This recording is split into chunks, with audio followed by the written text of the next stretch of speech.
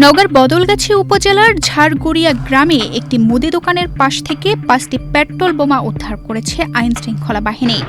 11 ফেব্রুয়ারি বুধবার ভোররাতে টহলরত র্যাব সদস্যরা আক্কেলপুর গুরুত্বপূর্ণ সড়কের পাশে দোকানের কাছে একটি সন্দেহজনক সাদা বস্তা পড়ে থাকতে দেখে বিষয়টি সংশ্লিষ্ট বাহিনীকে জানায়।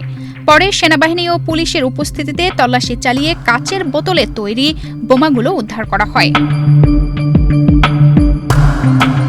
উদ্ধারকৃত বোমাগুলো সক্রিয় অবস্থায় ছিল বলে জানিয়েছে পুলিশ। বেলা 12টায় বোমা ডিসপোজাল ইউনিট বোমাগুলো নিরাপদ স্থানে নিয়ে বিশেষ কৌশলে নিষ্ক্রিয় করে। সবচেয়ে সুস্বাদু হালিম রাঁধুনি হালিম। হালিম হোক রাঁধুনি হালিম। সময়মতো ব্যবস্থা নেওয়ায় সম্ভাব্য বড় ধরনের নাশকতা এড়ানো সম্ভব হয়েছে বলে জানায় আইন শৃঙ্খলা বাহিনী। বদলগাছি থানার ওসি লুৎফুর রহমান বলেন, কারা কি উদ্দেশ্যে এসব বোমা সেখানে রেখেছে তা তদন্ত করে দেখা হচ্ছে। ঘটনায় জড়িতদের শনাক্তে গোয়েন্দা তৎপরতা জোরদার করা হয়েছে। বর্তমানে এলাকায় অতিরিক্ত পুলিশ মোতায়েন রয়েছে এবং পরিস্থিতি স্বাভাবিক রয়েছে।